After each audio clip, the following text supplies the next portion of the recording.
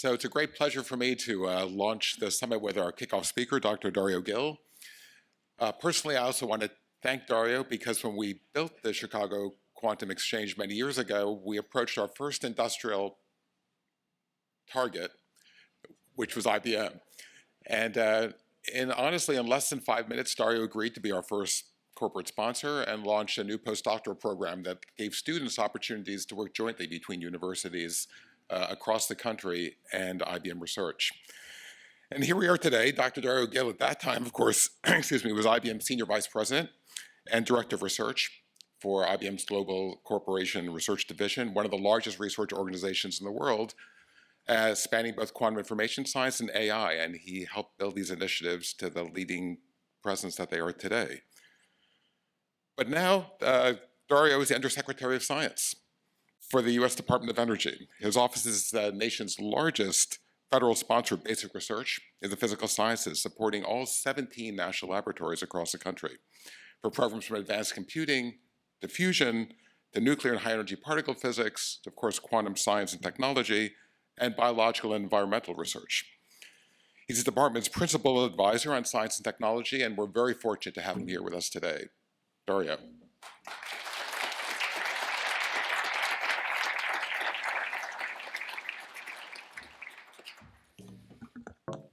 Well, good morning, everybody. David, thank you so much for the kind introduction. I do remember being here, well, it wasn't in this venue, but the very first summit that you and the team organized, and it is a pleasure to be with all of you today. I've been in the role of Undersecretary for Science for the Department of Energy for a little bit over a month now. And I confess that I've been a long-time admirer of the department and of the national laboratories, and that seeing firsthand the sense of mission and purpose of my new colleagues is truly inspiring and energizing. It's really an exciting time to be part of the Trump administration. It is an administration that is very committed to action in American technological leadership. And I just want to especially thank the President and Secretary Wright for making quantum a central priority, as Dorota alluded to, of the S&T agenda. It's really undeniable that we are in the midst of a revolution in computing that is going to transform how science and technology is practiced and how R&D is done. This revolution is going to be powered by a combination of the decades of progress in semiconductors and high-performance computing, artificial intelligence, and quantum supercomputers. I view the convergence of these three computational environments as a new scientific instrument that is going to allow us to solve some of the most challenging scientific problems of this century and to unleash a new era of AI and quantum accelerated innovation and discovery. The Department of Energy is committed to lead this revolution, and I hope that all of you will join us. Through strategic investments, partnerships, and an intense focus on integrating AI, classical HPC, and quantum computing, we can achieve an ambitious national goal. And that would be the doubling of scientific productivity and impact within a decade. This is the vision I'm bringing to my role as Undersecretary for Science and the goal I'm setting for our communities.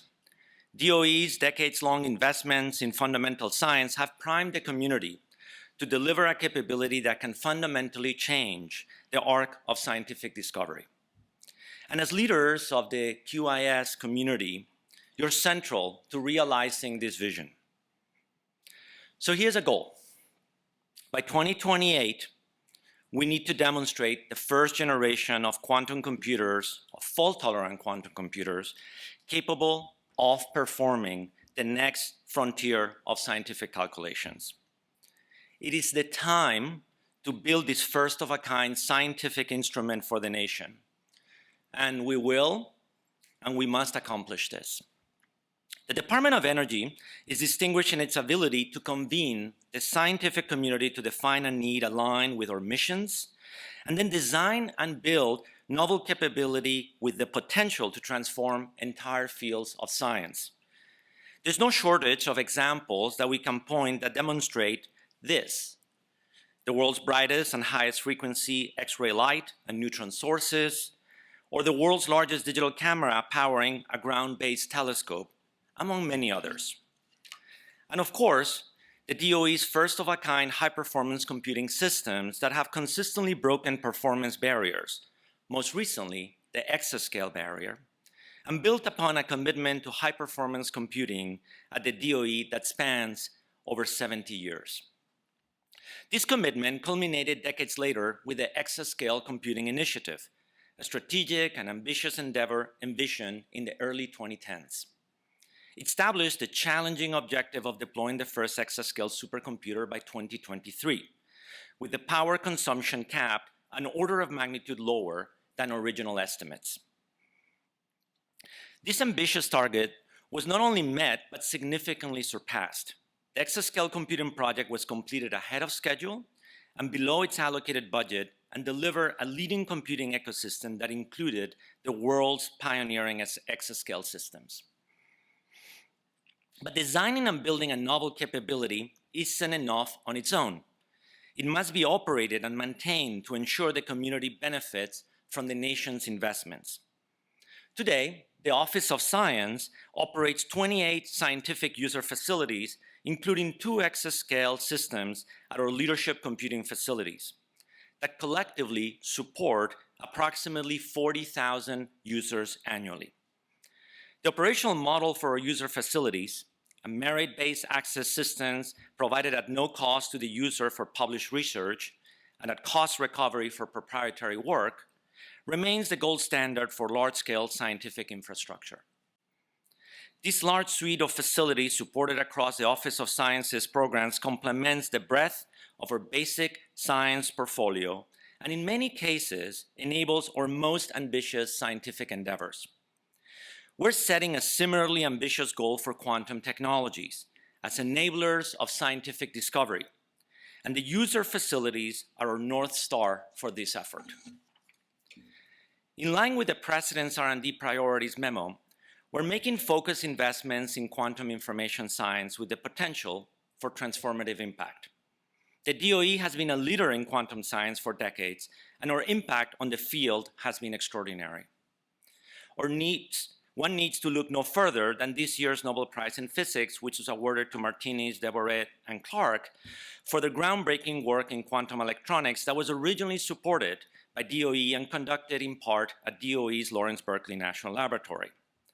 Their demonstration of unprecedented control of quantum mechanical effects at the macroscopic scale was a catalyst for the development of some of today's most important technologies and foundational capabilities for quantum computing. DOE's success is rooted in an approach that crosses programmatic boundaries and supports single investigators, team science, and partnerships among DOE laboratories, academia, and industry. Since 2019, the DOE has more than doubled its investments in quantum information science and technology, investing over $1.6 billion in total. These substantial investments have simultaneously driven progress in advancing promising QIS technologies and in realizing the new scientific discoveries that will lay the groundwork for the quantum platforms of the future. Each of these efforts, along with our continued support for the development and operations of the advanced tools that enable the discoveries mentioned above, are vital to the health of the DOE program and the largest QIS ecosystem. As I said before, the administration is fully invested in moving the quantum field forward. As President Trump's support for quantum is not new. The landmark 2018 National Quantum Initiative is a good example of this leadership. As part of the initiative, DOE launched 5 national QIS research centers.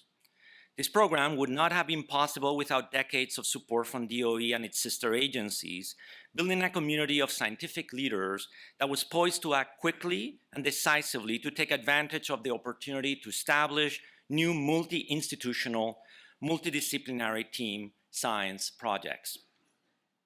The 5 centers, each led by a different DOE national laboratory, have undertaken advanced research cutting across the DOE's Office of Science portfolio and leading to important developments like improving the quality of materials used for qubits, developing the building blocks of quantum computers, creating new quantum algorithms, and establishing entire new enabling capabilities for QIS research.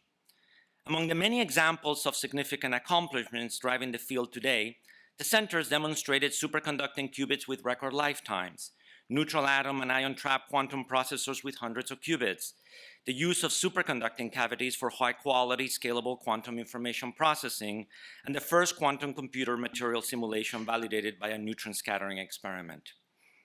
Perhaps just as important has been the center's collective workforce development, including hiring over 300 scientists and more than 600 PhD students and postdocs, as well as training over 2,500 external personnel.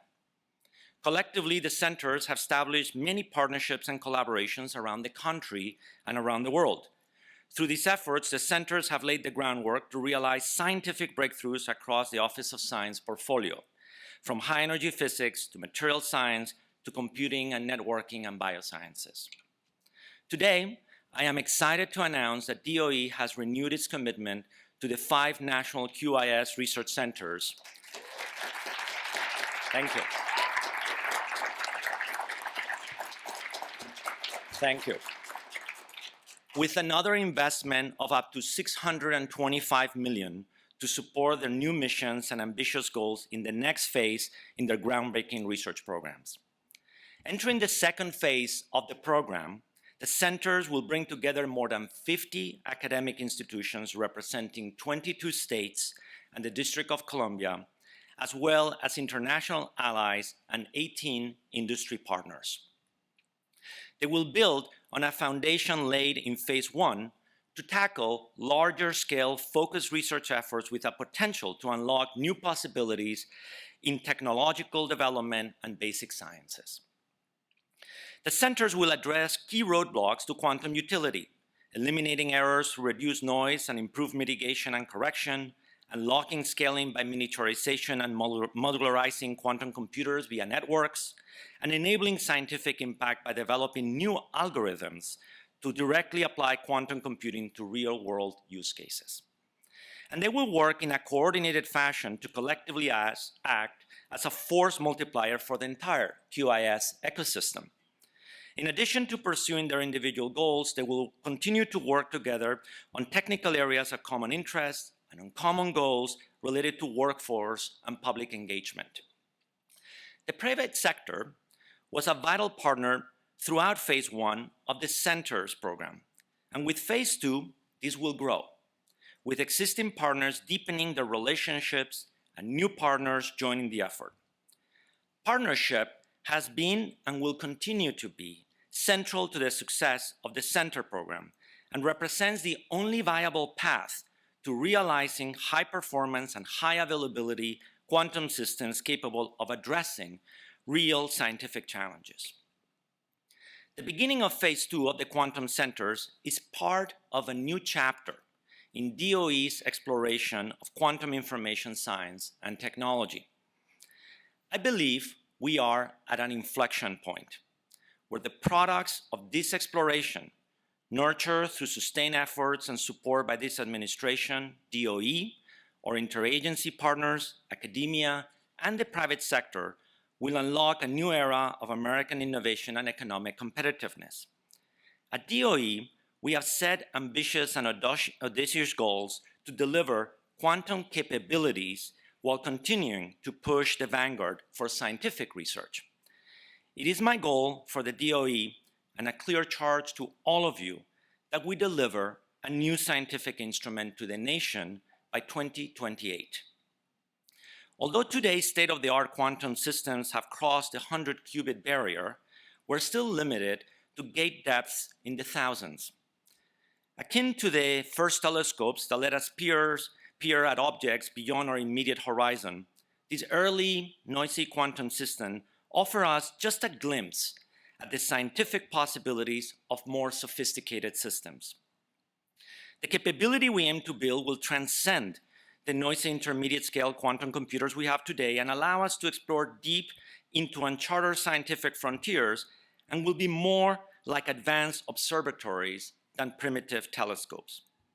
This new capability will usher in a new era of gate depths in the millions and a large enough number of qubits to capably perform complex scientific calculations. This goal should not surprise people in the audience. Many industry roadmaps currently point to capabilities that align with this vision. But now is the time to deliver on these roadmaps. When we set ourselves clear goals and deadlines, we focus the community on defining the required specifications and identifying the essential tasks needed to achieve them, including through targeted R&D.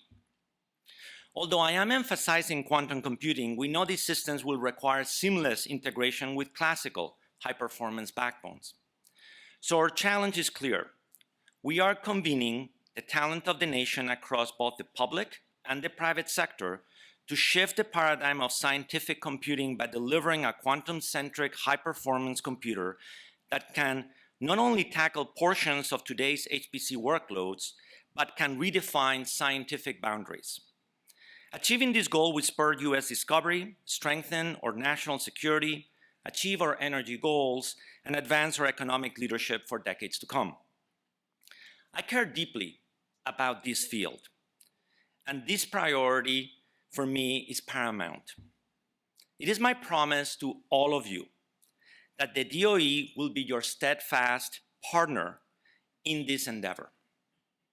But you can expect that I will challenge you as we take this journey together. You can expect steady and mostly friendly pressure from me. To deliver on this vision, the Trump administration and DOE will make bold and strategic investments across quantum information science. We are going to increase our focus on promoting scientific discovery while vigorously creating new algorithms and identifying radically transformative scientific applications. These applications should unlock major milestones across the scientific landscape, from groundbreaking innovations in energy to advanced chemistry, simulations to biomedicine, providing deep problem spaces to explore.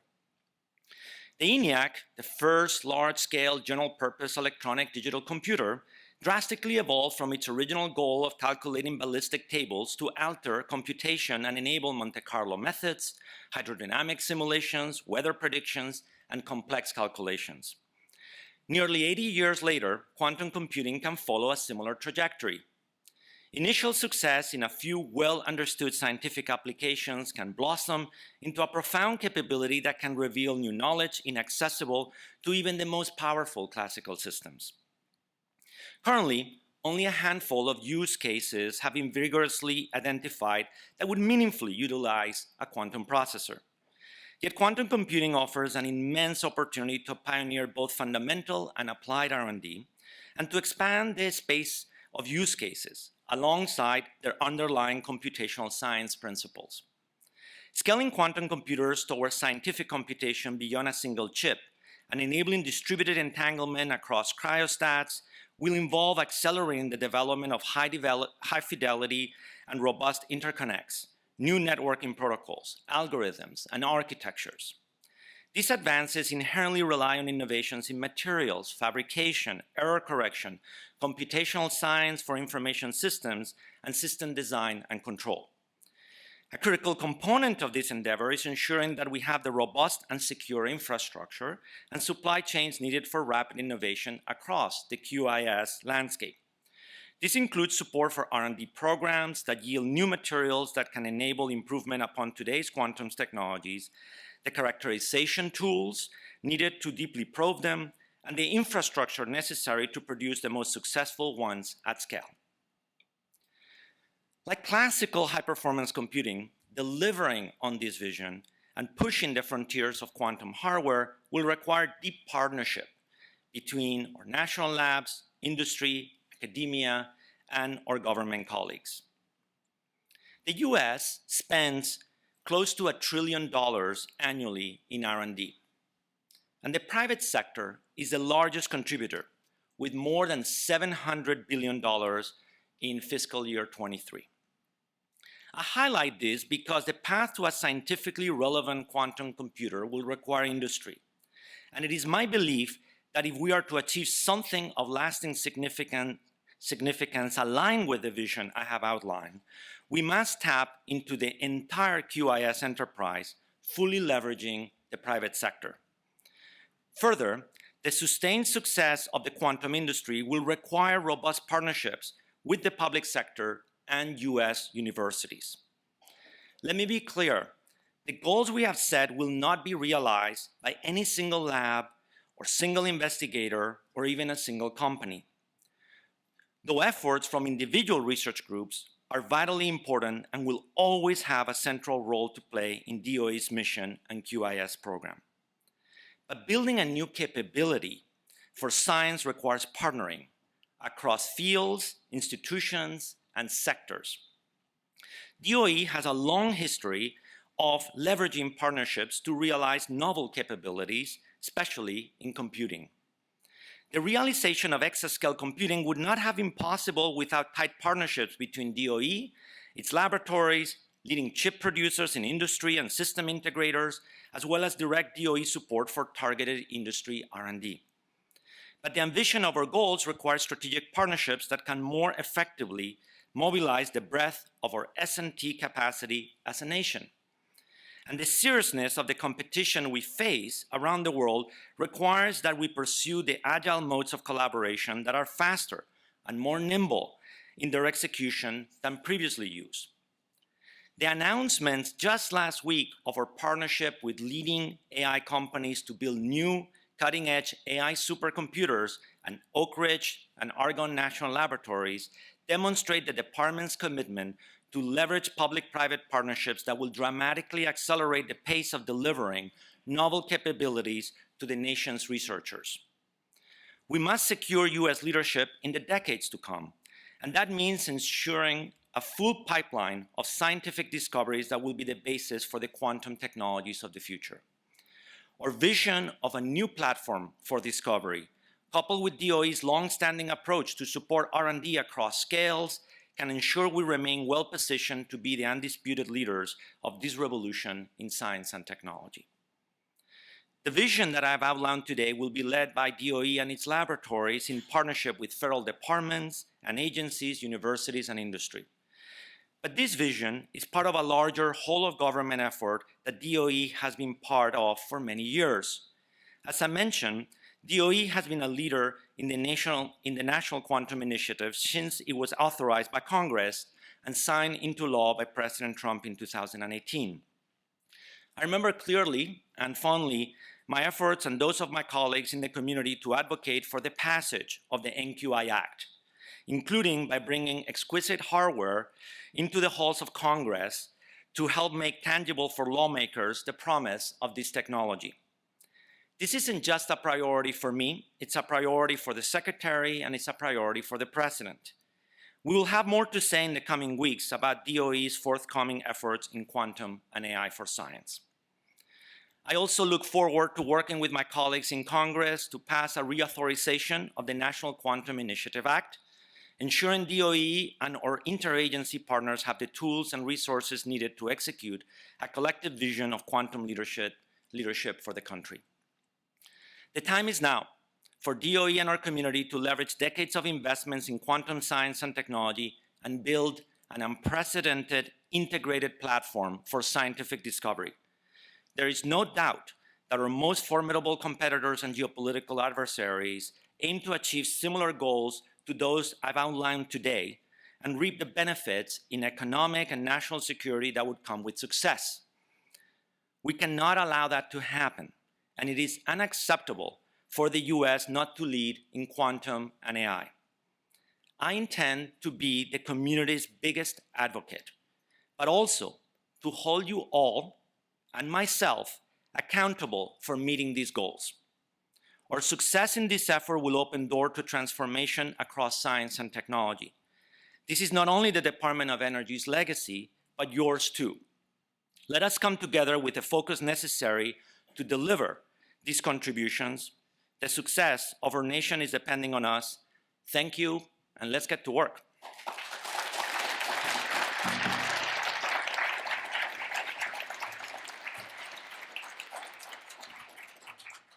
thank you very much, Dario. Before we do get to work, we have time for a few questions.